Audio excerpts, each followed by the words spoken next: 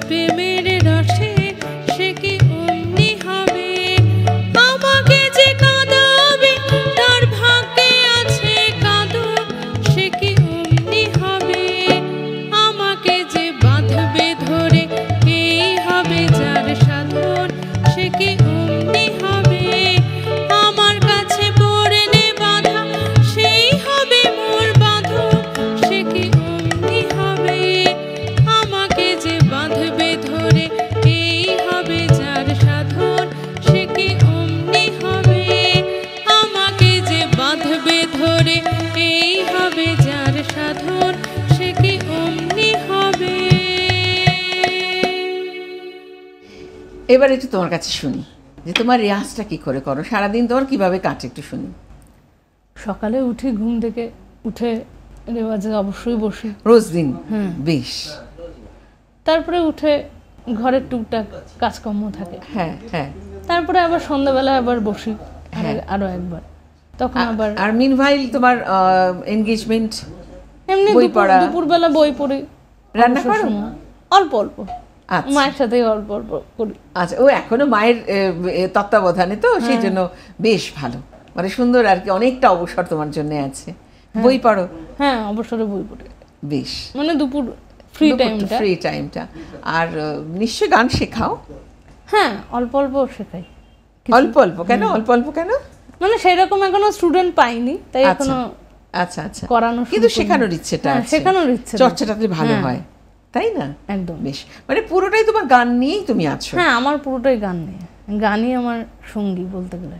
বাহ, বেশ, এটাই থাকুক। আমরা সকলে মিলে সাত সকালের সুরেতে অর্পিতার গান সঙ্গী, অর্পিতাকে আর কি সঙ্গে রাখি। চলো পরের গান।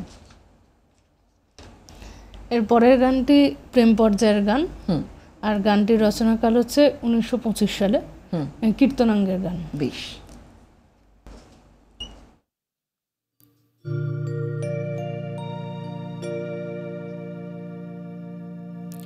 সে আমার গোপন কথা শুনে যা ও সখী, সে আমার গোপন কথা শুনে যা ও সখী, ভেবে না বলবো কি, সে আমার গোপন কথা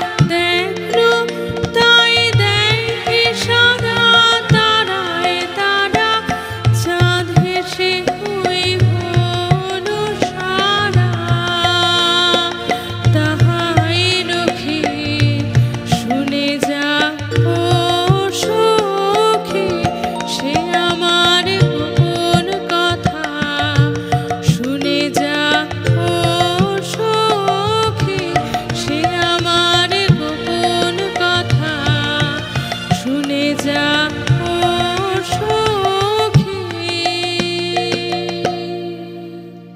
এরকম গোপন কথা আমরা যে সবসময় গোপন রাখতে পারি এমন নয়, না। কিন্তু জীবনে কিছু গোপনীয়তা থাকুক এটাও আশা করি, কিন্তু সেই গোপনীয়তা থেকে আবার মুক্ত হলেও কিন্তু বেশ ভালো লাগে। মানে তোমার জীবনের গোপন কথা সেরকম ভাবে তোমাকে একটু ইয়ে করতে বলছি না, সবটা বলে দিতে পারছি না, কিন্তু এই মুহূর্তে যেটা ইচ্ছে করছে যে মায়ের সঙ্গে খুবই ভালো আছো, কিন্তু সেরকম গোপন কোনো বন্ধু যেটাকে না বললেও হয় বা বললেও হয়, এরকম কেউ আছে নাকি?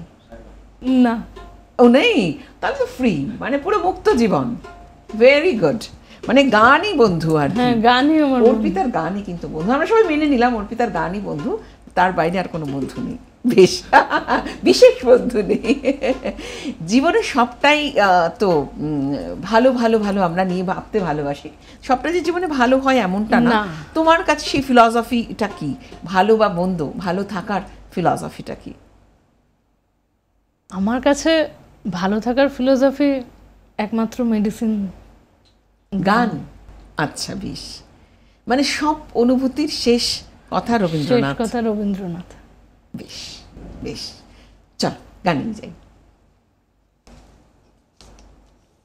এটাও পূজা পর্যায়ের গান, আর গানটির রচনাকাল হচ্ছে 1926 সালে, 21শে নভেম্বর 1926 সালে। বেশ। তো সেই গানটি গাইছে।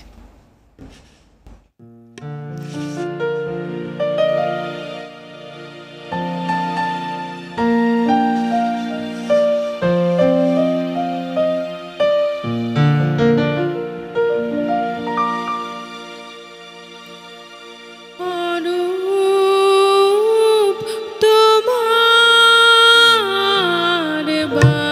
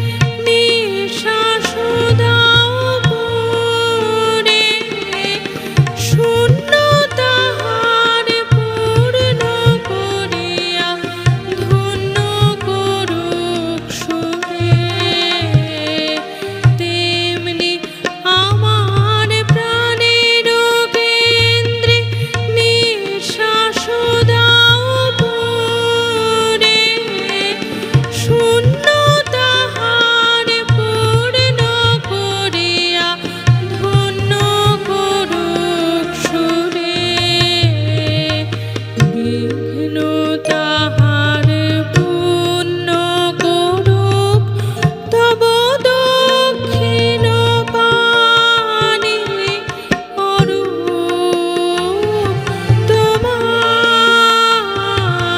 বাণী অঙ্গে আমার চিতে আমার মুক্তি দীক্ষিয়ানি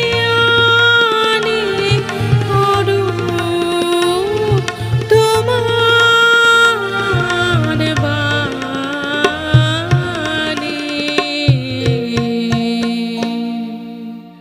কি সুন্দর কথা, মানে একদম মনে স্পর্শ হয়, সত্যি সত্যি। কিন্তু আজকের দিনটা না সকলের জন্য এই বাণী, মানে আমাদের সহমর্মিতার বাণী, মানবতার বাণী আমরা যেটুকু শিখে বা নিজেকে আত্মস্থ করে বড় হয়েছি, তাতে মনে হয় ধরো আজকের দিনে একটা বিপর্যয় হবে, সেখানে বিপর্যস্ত হবে অনেক অনেক মানুষ। সেখানে মানুষ শুধু নয়, আমাদের পশু পাখি গাছপালা যতটা পারি আমাদের আমরা যারা গাছপালা করি, ছাদে করি বা যেসব জায়গায় বিপর্যস্ত হওয়ার সম্ভাবনা আছে, সেখান থেকে যাতে আমরা মুক্ত থাকি এবং অন্যকে যাতে আমরা বিপর্যস্ত হওয়ার থেকে মুক্ত করতে পারি, সেই চিন্তাভাবনা কিন্তু আমাদের সারা দিনই থাকবে। যেহেতু আমাদের মধ্যরাত্রে এই দুর্যোগ আসছে, সেখানে একটি প্রাণও যেন এই দুর্যোগে না যায় সেটুকু আমরা ঈশ্বরের কাছে প্রার্থনা করি। কিন্তু আমাদের হাতে যতটুকু আছে, যে প্রাণীকুল, একটি কুকুরও রাস্তায় পড়ে থাকলে সে যদি আশ্রয় চাই আপনার বাড়িতে, তাকে আমরা আশ্রয় দেব। গাছ, প্রত্যেকটি গাছ, আমরা যারা গাছ ভালোবাসি তারা এমন একটি জায়গায় রাখবো যাতে ঝড়ের প্রকোপে না পড়ে। এইটুকু আমাদের পক্ষ থেকে নিবেদনটুকু অন্তত সাত সকালে সুর থেকে বলতে না বললে আমাদের বোধহয় অন্যায় হবে। আমরা রবীন্দ্রনাথের গানে থাকব, আর তার যে বাণী বা তার যে ভাবধারা নিয়ে আমরা জীবন যাপন করব না, এটা তো হয় না। তাই এইটুকু বলার বোধহয় এই অবকাশ যেহেতু আছে, তুমিও তো নিশ্চয়ই তাই মনে করো। একদম তাই তো, তাই মনে করি। বেশ, আমার অন্তরে তো সব সময় রবীন্দ্রনাথ। ঠিক ঠিক। আমরা গান এবং তার পড়া এবং তাকে উপলব্ধি করতে গেলে আমাদের জীবন দিয়ে সেটা প্রমাণ করতে হবে। হ্যাঁ, জীবন দর্শনকে যাতে আমরা মেনে চলি, তাহলে জীবন দিয়ে প্রত্যেকটি জীবনের প্রত্যেকটি মুহূর্তকে আমাদের প্রমাণ করতে হবে, মেনে চলতে হবে, তাই না বল? একদম। বেশ, পরের গানে যাই। এর পরের গানটি প্রকৃতি পর্যায়ের গান, গ্রীষ্ম উপপর্যায়, আর গানটি রচনাকাল হচ্ছে 1925 সালে। বেশ।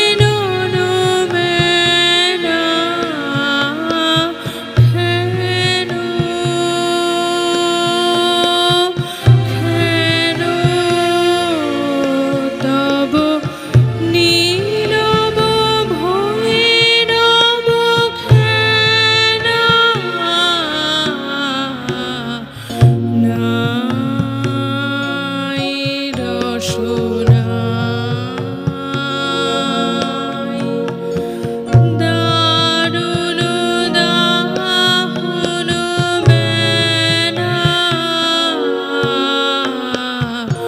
নাই রসনাই।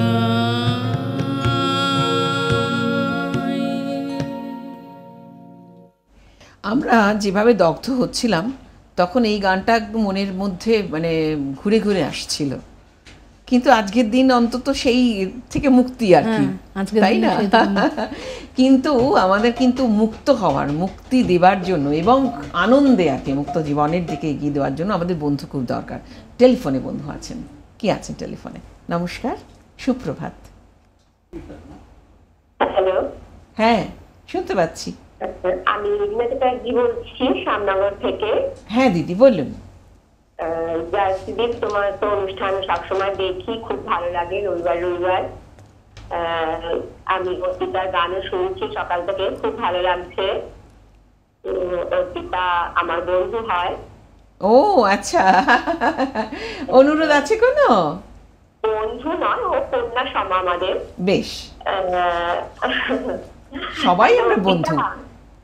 হ্যাঁ, ভালো, হ্যাঁ, হ্যাঁ। খুব ভালো হচ্ছে। থ্যাংক ইউ, অনেক ধন্যবাদ। শুনছি সকাল থেকে, একদম মন দিয়ে শুনছি তোর গান সকাল থেকে বসে, শেষ পর্যন্ত থাকবো সঙ্গে। হ্যাঁ মন দিয়ে প্লিজ বল। প্লিজ, হ্যাঁ, হ্যাঁ হ্যাঁ। সেইটা থাকতে হবে, আমাদের ভীষণ আনন্দ হবে সেইটা যদি আমাদের সঙ্গে থাকেন। কেমন? হ্যাঁ, ভালো হ্যাঁ, থাকবেন, অবশ্যই। ভালো থাকবেন। ব্যাগকে অবশ্যই থাকবো সঙ্গে। বেশ বেশ, ঠিক আছে। হ্যাঁ হ্যাঁ হ্যাঁ, ভালো থাকুন। গানে যাই। এরপরে যে গানটি, এটা বিচিত্র পর্যায়ের গান। হুম আর গানটির রচনাকাল হচ্ছে 1323 সালে। কবির বয়স তখন 61 বছর। কবি গুজরাটে গিয়েছিলেন, কাথিওয়াড়ে।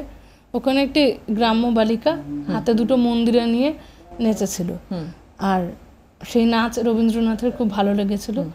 আর সেই নাচটা দেখে রবীন্দ্রনাথ তখন এই গানটি সেখানেই লিখেছিলেন। ঘটনা রয়েছে। আচ্ছা, হ্যাঁ হ্যাঁ, বেশ।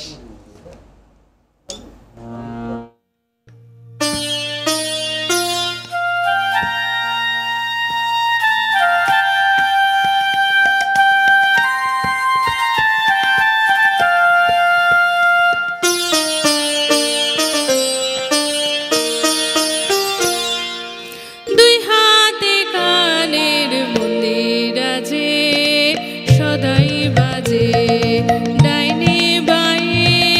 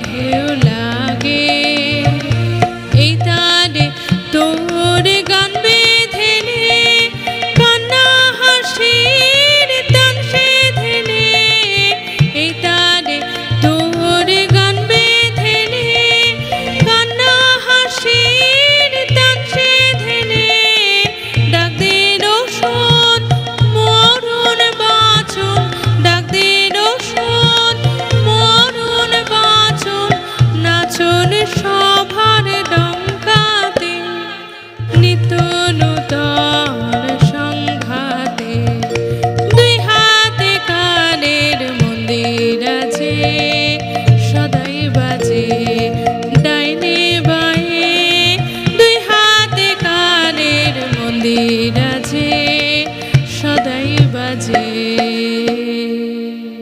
ছোট্ট একটা বিরতি, ফিরে আসছে এক্ষুনি।